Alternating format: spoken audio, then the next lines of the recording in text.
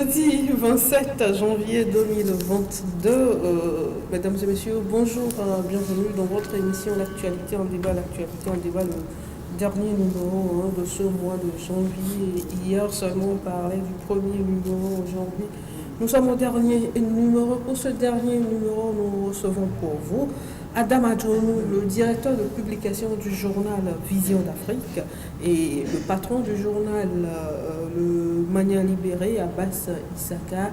Ce sont avec les deux que nous discuterons de l'actualité sociopolitique dans notre pays, dans la sous-région. Adam, bonjour. Oui, bonjour Anita, bonjour téléspectatrices, sans oublier les téléspectateurs de la télévision Espoir 47. Depuis 2022, on ne s'est pas encore vu, les meilleurs vœux. Oui, mais c'est vrai, je ne suis pas venu. J'aurais même oublié de souhaiter aux téléspectateurs et téléspectatrices mes vœux les meilleurs pour cette année. Et c'est un plaisir d'être toujours là et de continuer par débattre de l'actualité avec eux. Merci à vous d'avoir accepté d'accompagner cette émission depuis plusieurs années. Abbas, bonjour. Bonjour Anita, bonjour à tous les téléspectateurs et aimantes téléspectatrices de la télévision 47. Nous sommes téléspectatrices. Ouais. On sait que vous êtes encore là. Aujourd'hui, votre binôme n'est pas là, donc je suis sauvée. Eh bien, nous débattrons de trois sujets. D'abord, la présentation du rapport sur la situation des droits de l'homme au Togo. C'était le 24 janvier dernier en Suisse, lors du troisième cycle de l'examen périodique universel. Et selon les informations, il y a eu des avancées en matière des droits de l'homme dans notre pays. Abbas, mais pourtant ici au pays, on pense le contraire. On dit qu'il n'y a pas d'avancée en matière de droits de l'homme. Il n'y a même pas de droits de l'homme dans notre pays. Mais après le passage du Togo, quand on voit un peu ce qui a été présenté là, on dit qu'il y a eu des avancées.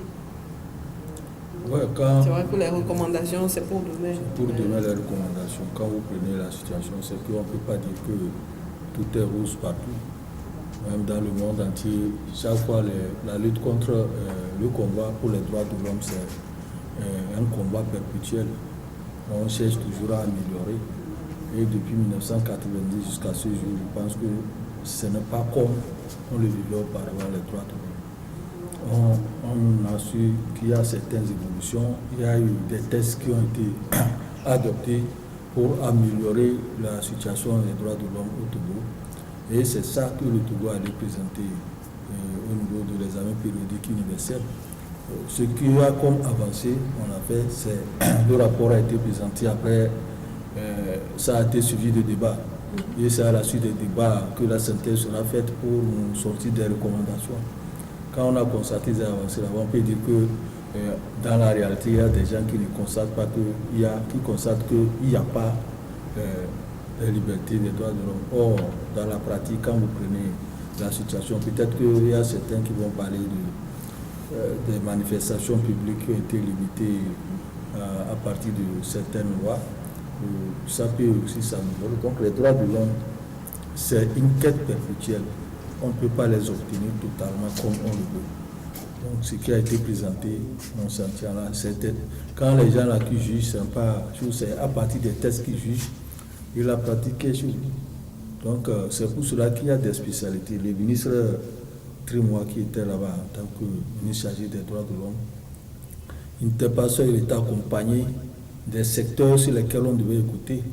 Le secteur du ministère de la Justice, la santé, le ministère de la Sécurité également, qui était là, le ministre de la Communication et des Médias, qui était là aussi pour présenter la situation. Donc c'est au vu de cette présentation de ce rapport, que des débats ont été ouverts et des questions ont été posées à la délégation togolaise qui est allée, et chacun a exprimé ce qui a été fait et ce qui reste à faire. Les avancées qu'on doit faire et ce qui reste à améliorer, tout a été présenté au niveau de cet examen périodique-là, ce qui a suscité un satisfait de la part de ceux-là des examinateurs, ceux-là qui écoutaient, et ils ont dit que le Togo a avancé.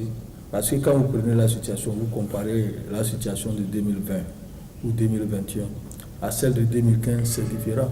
Celle de 2015 à 2010, dans les années antérieures, c'est totalement différent. On constate qu'il y a une évolution très sensible des droits de l'homme au Togo. Donc on ne peut pas dire que tout est rose, mais seulement on a commencé par avancer à faire certaines choses. Et comme on le dit souvent, ce n'est pas tous les droits qu'on va laisser comme ça pour être appliqués. C'est la démocratie, c'est l'exercice des droits qui sont limités par des textes. Si on ne met pas de textes, ça devient du libertinage. Et c'est ça qu'on vit, c'est ça qui a fait qu'on met les tests. Et c'est à partir de ces tests-là que le PU examine comment vous pratiquez les droits de l'homme. Les pays. Alors, la question de réunion et de manifestations pacifiques et publiques est revenue plusieurs fois sur le tapis. Adam, il y a eu au moins 8 pays qui ont posé des questions aux représentants togolais sur ces questions-là. Et c'est-à-dire que ces personnes-là estiment que cette liberté de manifestation publique est un peu bafouée dans notre pays. Ce qu'il faut faire remarquer d'entrée de jeu, c'est que d'abord, cet examen périodique n'est pas imposé au Togo. Chaque pays essaie donc d'adhérer à cet examen-là pour faire évaluer un peu ce dispositif en ce qui concerne les libertés d'expression, les droits de l'homme, etc.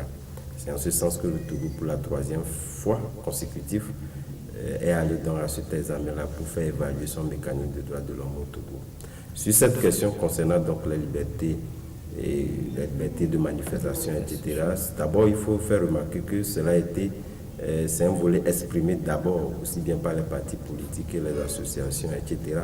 Donc, étant donné que cet examen-là, lorsque vous prenez la délégation, il n'y a pas que le gouvernement qui va étaler en réalité les avancées, les réformes obtenues en ce qui concerne ces droits de l'homme, mais également il y a la société civile et des organisations de droits de l'homme également qui sont conviées à cet examen-là.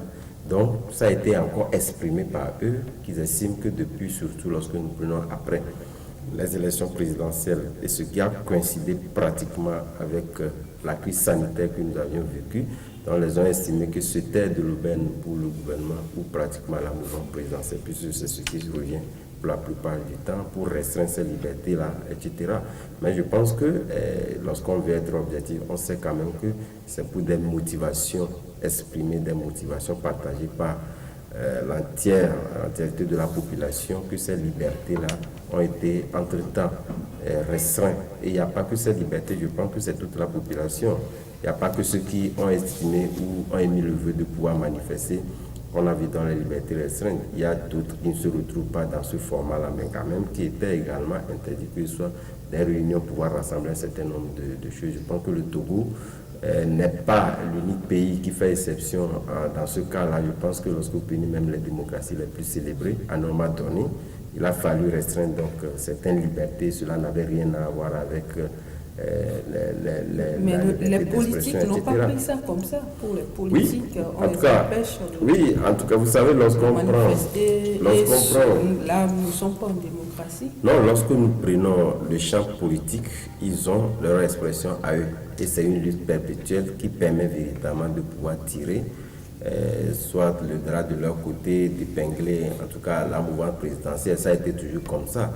Puisque de toute façon, c'est une fierté pour ces politiques-là de pouvoir voir le Togo sur toute la ligne, qu'on lui fasse peut-être des remontrances et qu'on dit que voilà, ces libertés-là ont été restreintes sous le coup de pouvoir peut-être restreindre en réalité l'expression démocratique en ce qui concerne donc ces partis politiques-là. Mais je pense qu'il n'en était rien. Mais lorsque nous prenons même l'esprit de ces interdictions-là, c'était dans un conglomérat général, non?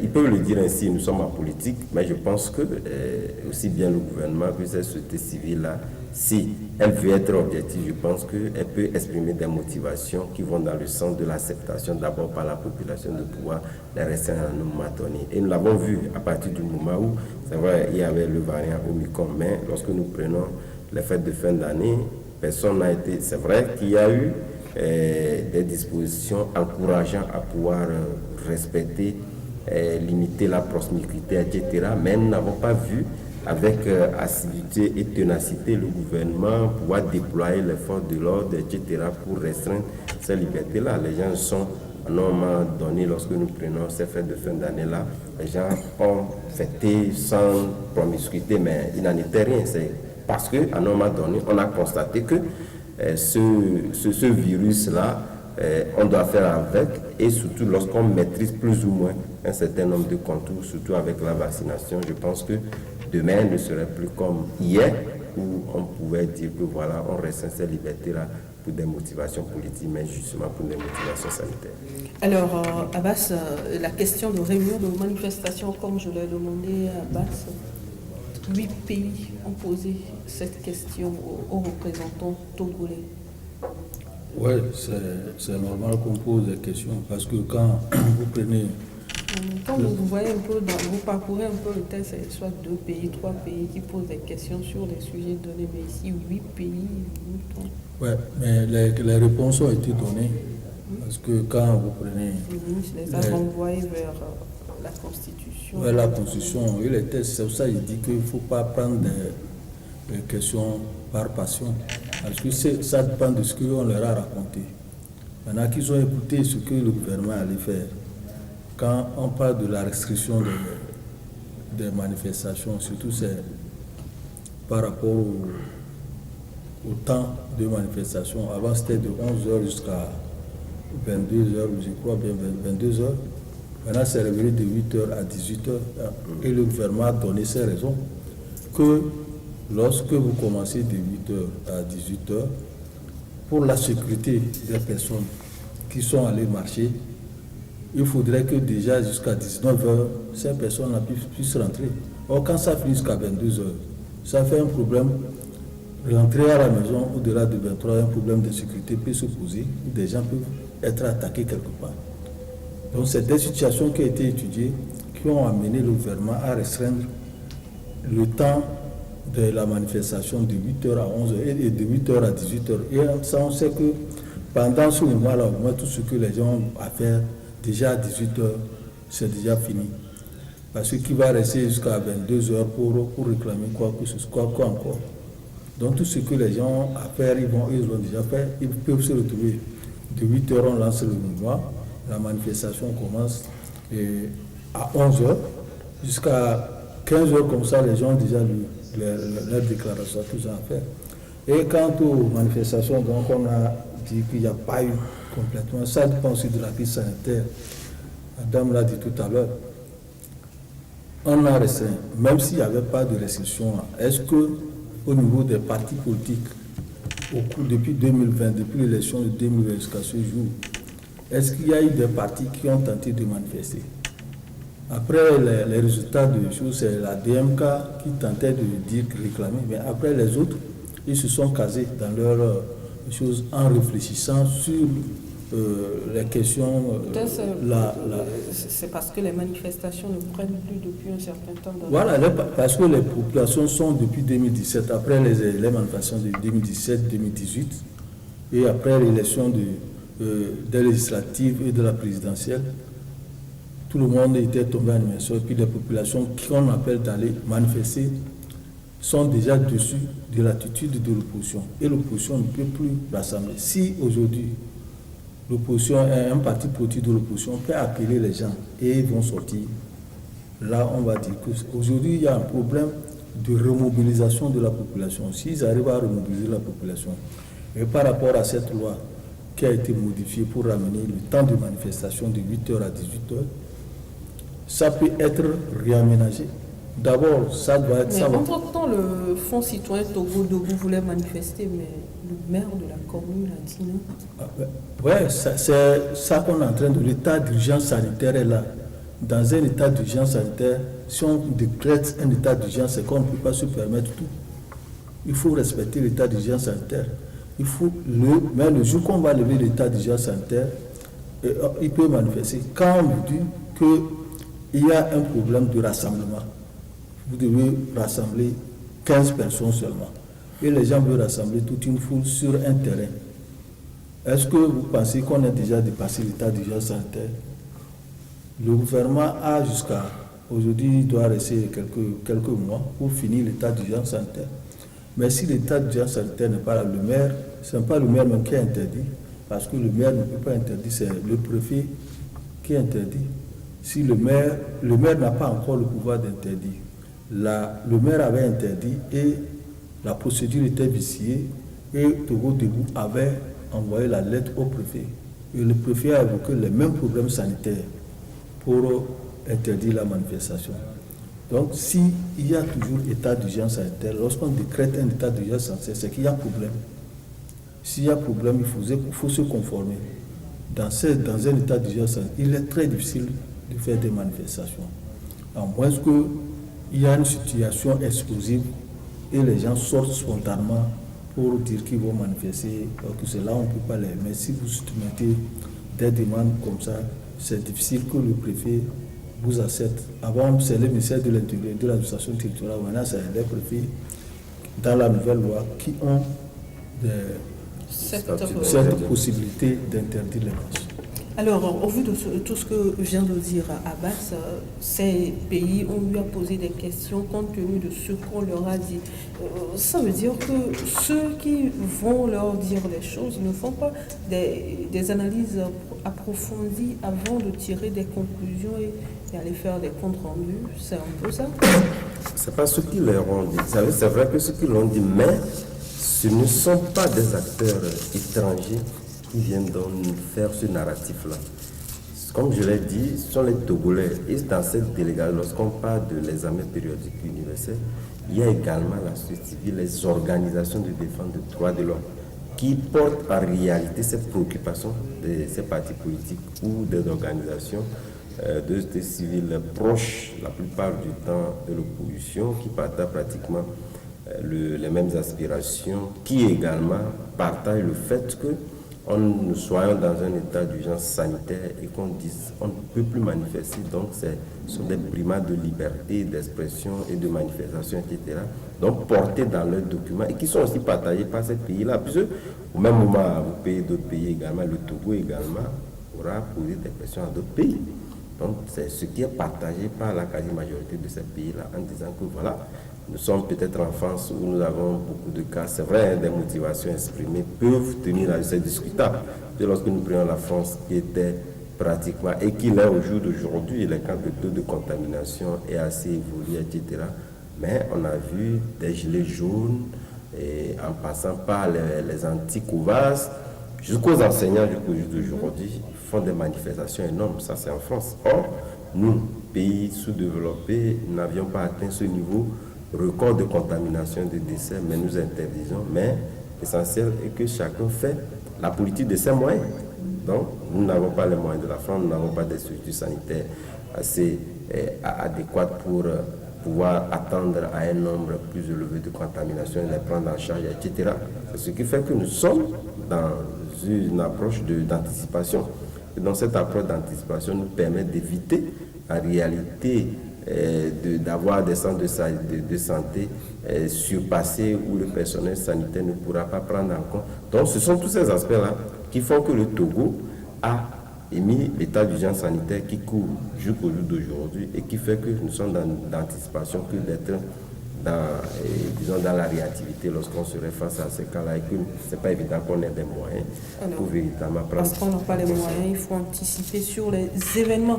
Eh bien, nous allons entamer l'actualité dans la sous-région, mais avant, nous allons marquer la petite pause et on revient pour la suite de cette émission-là.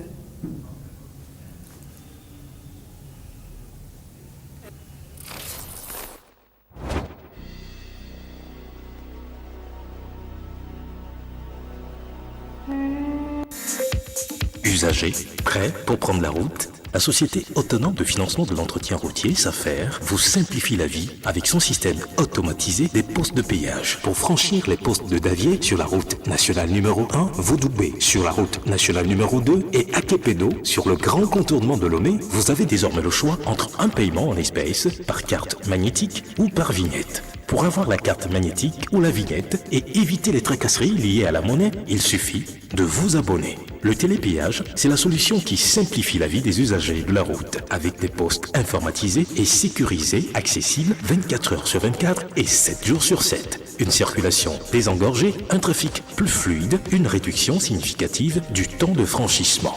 La SAFER, au service des usagers de la route.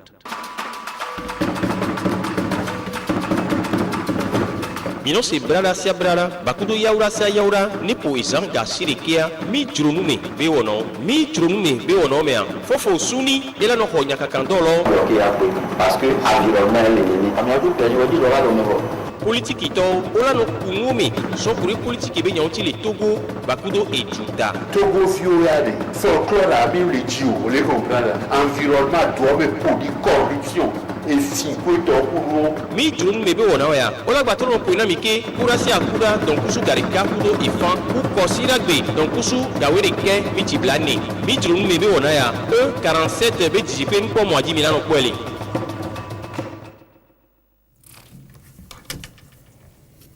Retour en studio avec la situation qui prévaut actuellement dans la sous-région. Je veux parler du problème de coup d'État. Abbas, après la Guinée, le Mali, c'est le tour du Burkina Faso et apparemment la CEDEAO prend des décisions qui ne sont pas respectées et on dirait que la situation dépasse cette institution-là. La situation dépasse l'institution, c'est que quand vous écoutez les pays dans lesquels ces coups d'État sont en train de se faire, et que l'institution n'a plus de crédibilité à leurs yeux, ils n'ont plus confiance à cette institution.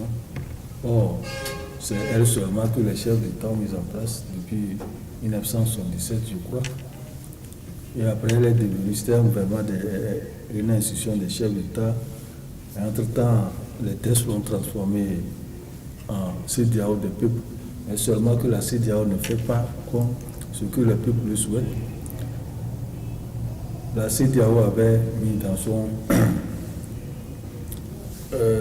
test alternatif, annexe, dans ces annexes pour parler de que les militaires, les coups d'État militaires sont bannis et que quand il y a problème, il faut que la CEDEAO rappelle vite, au plus vite, le retour à l'ordre constitutionnel.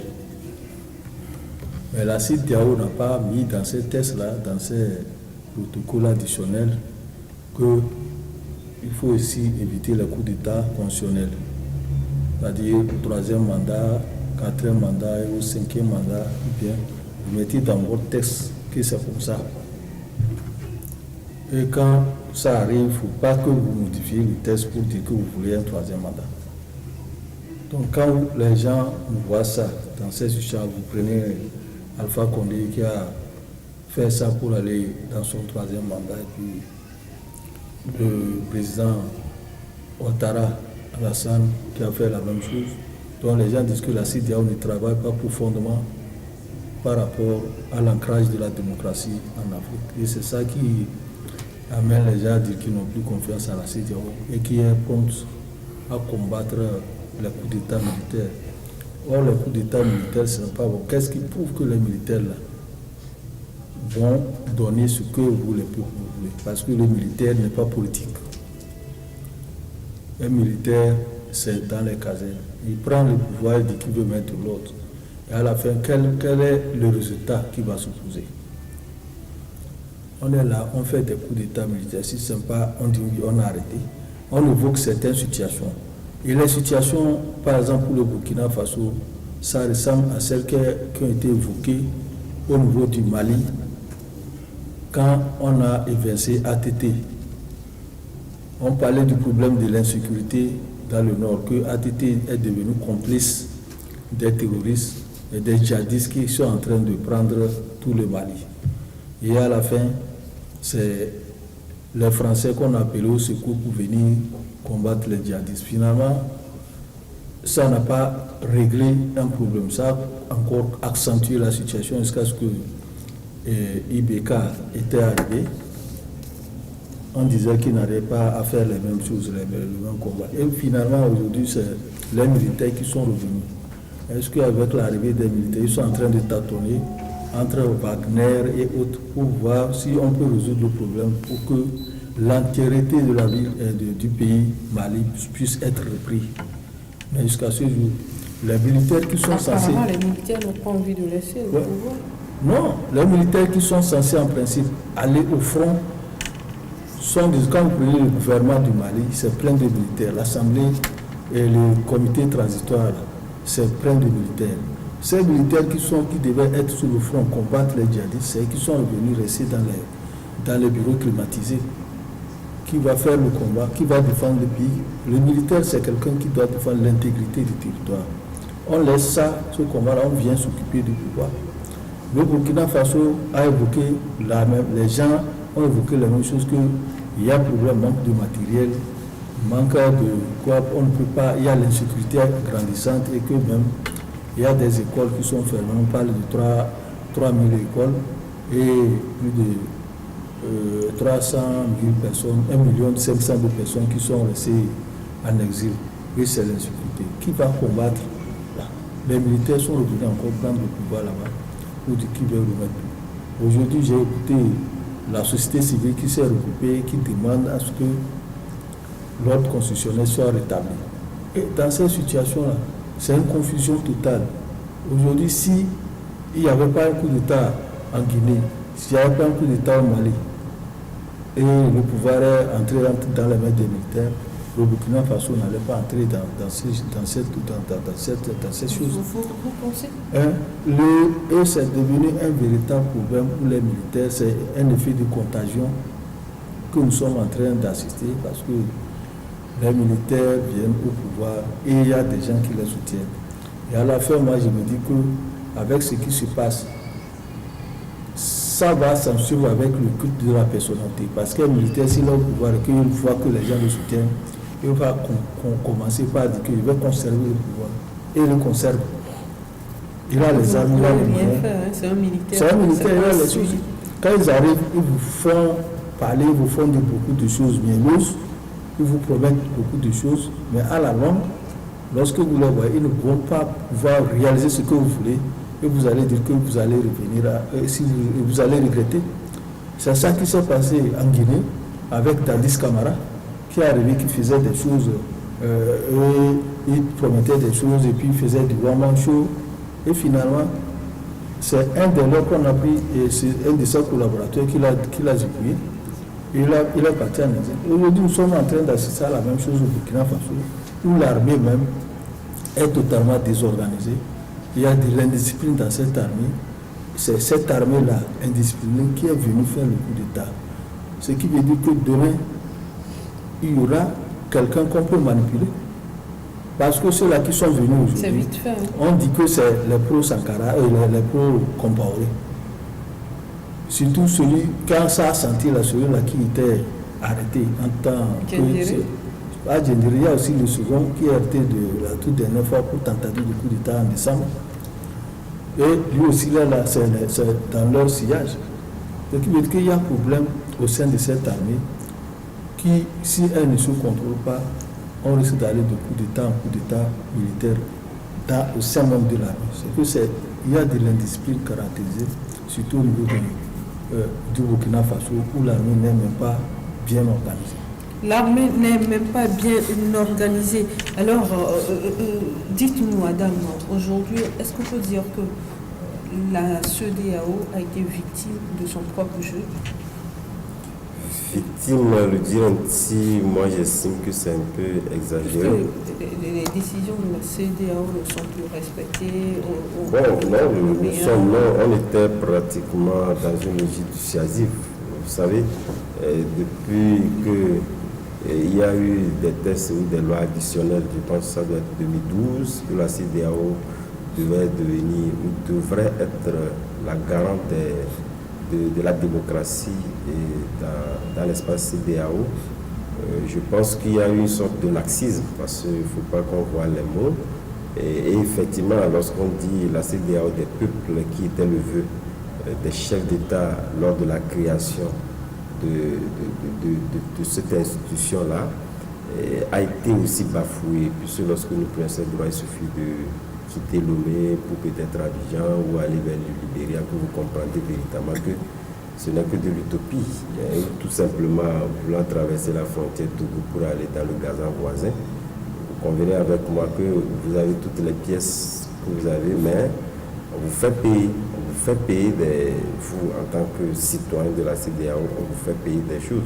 Donc là également, il n'y a pas eu grand-chose qui a véritablement marché pour exprimer ce sentiment lié à cette CEDEAO des peuples. Ça, c'est le physique. Mais d'une façon institutionnelle, la CEDEAO, quoi qu'on dise, sur bon nombre de plans, a été toujours cet exemple-là pour les autres espaces de l'Afrique.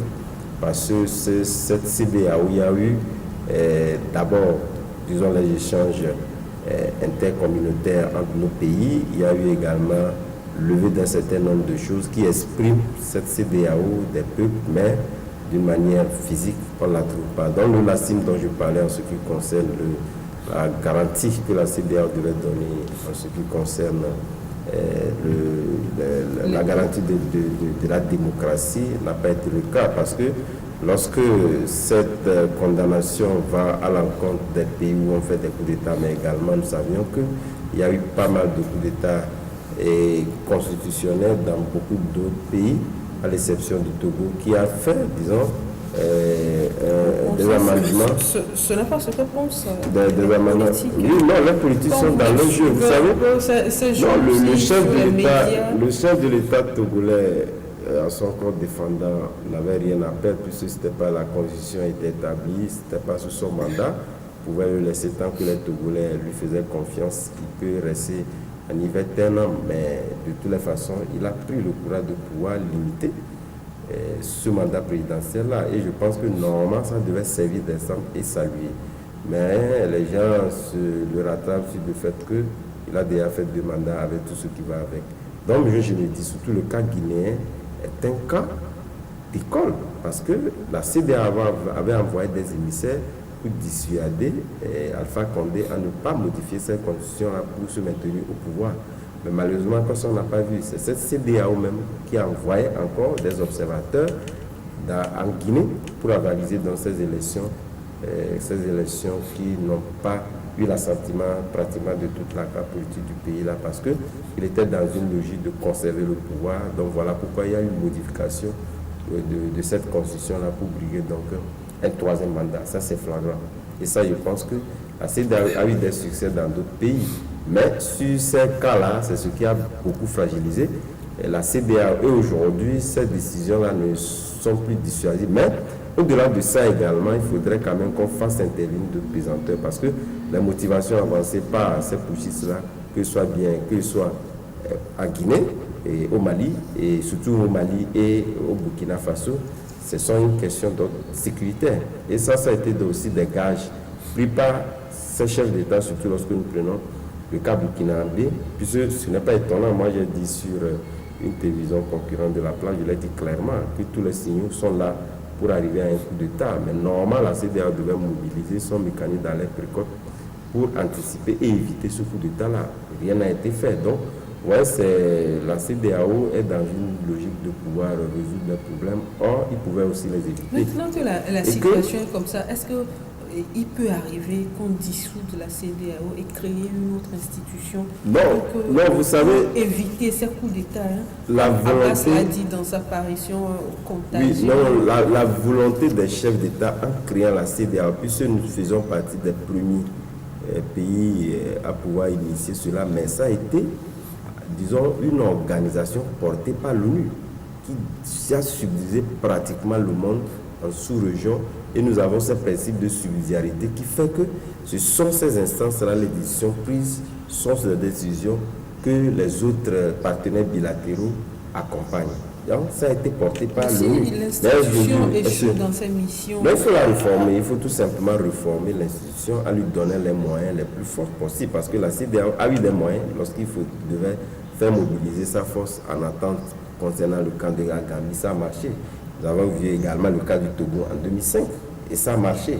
et d'autres cas également. Donc je pense qu'il faudrait que la CEDEAO puisse donner, il faut reformer l'institution en ajoutant, puisque la volonté de reformer ces institutions-là, lorsqu'on sort de ces CEDEAO, des chefs d'État, je pense qu'elle est bien exprimée et peut véritablement jouer le jeu. Et si la CEDEAO a une force véritablement qui veut faire bien les choses, on refuse aujourd'hui les coups d'État constitutionnels. De la même manière qu'on refuse les coups d'État et la prise du pouvoir par la force, je pense que, et lorsqu'on mobilise les forces en attente pour réinstaurer l'ordre constitutionnel, ça passera. Mais justement aujourd'hui, elle-même est en train d'ébouler et il est très difficile de pouvoir avaliser quelque chose ailleurs et de vouloir l'interdire ailleurs. Or, les gens portent des motivations très bien partagées par la population et que ces chefs d'État, lorsque vous prenez parole, il faut quand même qu'on tienne parole, ce qui n'est pas le cas. Donc je pense que l'institution doit être réformée. Ce qui est attendu à ce sommet des chefs d'État demain, je pense, est connu de tous. Ce sont ces sanctions classiques que nous connaissons. Et ces sanctions-là, nous constatons que ça ne dissuade personne. Il faudrait que les chefs d'État puissent prendre l'engagement de pouvoir réformer l'institution et que cette force en attente, qui est donc le commun, qui a fait ses preuves et qui a montré des facettes assez positives, puisse encore être réorganisée et des sanctions que personne ne respecte. Alors, nous allons terminer avec la une du Mania Libéré, toujours par rapport à cette situation. Abbas, vous avez titré à votre une, je rappelle que votre journal est dans les kiosques depuis hier au prix de 250 francs seulement, comme il aime dire. Vous avez mis effet de contagion, vous vous êtes posé une question, vous avez dit trop de coups d'État en Afrique de l'Ouest francophone. Oui, c'est par rapport à ce que nous avons développé tout à l'heure. Parce que quand vous prenez la situation, c'est dans l'Afrique francophone que nous avons enregistré en moins de 18 mois. En moins de 18 mois, 4 coups d'État. C'est pas normal. Et ça se contamine. Parce qu'on a vu que des militaires ont fait ici, nous aussi on va faire pour pas le pouvoir. Un président qui a été démocratiquement élu, qui est en train de finir son mandat, ou en plein mandat, les militaires viennent le déposer sous des prétextes que même ils évoquent pour dire que c'est la population qui veut ça. C'est cette même population qui a élu celui-là qui est là-bas, ce président. Et est-ce qu'on ne peut pas le laisser terminer son mandat et engager une discussion? C'est ça parce qu'au Burkina, le coup d'État n'était même pas opportun. C'était pas opportun. On parle de problème de sécurité. Ils avaient évoqué qu'il y a une incompétence au niveau de l'armée. Et le président a commencé par faire changer l'armée, les têtes de l'armée pour voir comment ça va marcher. On dit qu'il y a certaines choses qui ne marchent pas. Il y a des nominations qui ont été faites dans les régions, des chefs militaires de région ont été nommés, comme c'est le cas ici au Togo. Avant, il n'y avait pas ça au Burkina. Donc, ces aménagements et réaménagements au niveau de Burkina Faso allaient au moins donner quelque chose. Et du moment où peut-être que les militaires n'étaient pas d'accord avec les réaménagements qui étaient faits. Mais c'est eux qui ont demandé. En fait, ce n'est pas le chef. Le chef de l'État, c'est lui qui est le chef suprême des armées. Mais ce n'est pas lui qui a la stratégie militaire. Il n'a pas la tactique. C'est pour ça qu'il y a le chef d'État-major. C'est eux qui concordent des stratégies. C'est en cas de guerre que le chef de l'État intervient pour donner le OK. Et c'est l'Assemblée nationale qui donne le OK pour une guerre. Et le président intérim. Mais ici, avec la stratégie sécuritaire, pourquoi au niveau de l'armée, il ne veut pas s'organiser et faire de telle sorte que cette insécurité-là, qui sévit dans le monde, puisse être maîtrisée? On dit qu'il y a des militaires qui devaient être relevés. Lorsqu'on a proposé d'autres pour aller les relever, ceux-là ont refusé. Pourquoi il y a une indiscipline, le non-respect de la hiérarchie au niveau des militaires? Ils ont refusé d'aller faire le relèvement. Et pendant ce temps, une semaine, il manquait de ravitaillement. Qui était chargé de faire le ravitaillement? Est-ce que c'est le chef de l'État qui est chargé de faire le ravitaillement, de faire le relèvement de ces militaires qui sont là-bas? Ce n'est pas le chef de l'État. C'est l'organisation interne de l'armée. Si l'armée n'a pas pu s'organiser dans ce sens, il faut rechercher celui qui est responsable de cette situation. On ne l'a pas fait. On vient dire que c'est le chef de l'État qui a fait que les gens là ont été tués, les 13 militaires qui sont allés chasser Et ils sont partis à la chasse et puis on les a tués, les 13 militaires. Qu'est-ce qui a amené là-bas? Qui est responsable de cette situation d'envoyer les armes et les munitions et puis la nourriture, l'intendance? Qui a chargé de ça? On ne l'a pas fait. Donc il faut tout encourager, il faut tout prévoir. C'est pour ça qu'il dit que c'était inopportun ce coup d'État au Burkina Faso. Ça pouvait aller. Parce que lui, les militaires, souvent, ils ont le sang chaud, ils ne prennent pas le temps de réfléchir à tout ce que vous avez dit tout à l'heure. Hein. Eux, ils disent niet, c'est niet. Parce qu'eux autres, ils ont pris là parce qu'ils sont passionnés, parce que la population est sortie pour créer insécurité. Il faut aussi, ils accompagnent. Mais je ne suis pas sûr que ce soit tous les militaires au Burkina Faso qui accompagnent cette situation qui s'est posée. C'est pour ça que moi, j'ai des craintes. Hier, je les suivais au niveau de leur télévision, leur débat qui menait. Ils disaient que c'était pas opportun, mais ils ont des inquiétudes par rapport à l'avenir du Burkina Faso. Est-ce que cette situation peut les aider à maîtriser l'insécurité qui est là? Du moment où les militaires sont venus, d'abord, il faut commencer par former des gens qui vont prendre les ministères, former son gouvernement, créer un CNT, Conseil national de transition, pour faire la loi. Les militaires vont faire la loi pour qui? À qui ils vont appeler? Ce n'est pas les civils qui vont appeler pour faire les lois. Donc, toutes ces situations-là, je pense qu'il faudrait qu'on revoie ça. Et surtout, au niveau de la CEDEAO, il faut qu'on crée un comité de réflexion pour mettre en place, par rapport aux tests que les gens mettent, pour que ça ne crée pas des situations qui ne peuvent pas contrôler dans le parce futur. Que même quand on parlait de protocole additionnel, on peut réformer la CEDEAO, on ne peut pas dissoudre la CEDEAO, on peut la réformer et avec les tests. Ici, une organisation, c'est les tests qui la guident. Donc, si on réforme et on met dans les tests, comme on a dit, les putsch militaires sont interdits, on dit les coups d'État fonctionnels, pour amener 3e mandat ou bien 4e mandat, c'est interdit. Et là, c'est dans la Constitution. Alors, rapidement, Adam, un mot pour terminer, parce que de l'autre côté, on me fait signe qu'il... Non, bon, pour terminer, moi, je pense que si quelque part, on peut véritablement, donc, disons, en parler sur ce coup d'État, il faudrait véritablement également qu'on en parle. Puisque, vous savez, la situation du Mali qui est aujourd'hui citée en exemple pour amener les autres affaires de coup d'État, vous allez constater qu'au niveau du plan sécuritaire, la situation est en train d'être circonscrite. On ne voit pas, disons, la résurgence de ces attaques-là djihadistes qui sont assez percutantes au niveau du Mali, qui le sont beaucoup plus au niveau du sud du Mali, surtout la zone des 3 frontières du Mali. Donc c'est ce qui aujourd'hui inquiète énormément ces militaires-là qui disent, depuis, puisque cette question était portée par les militaires il y a très longtemps, qu'il manque sérieusement des moyens.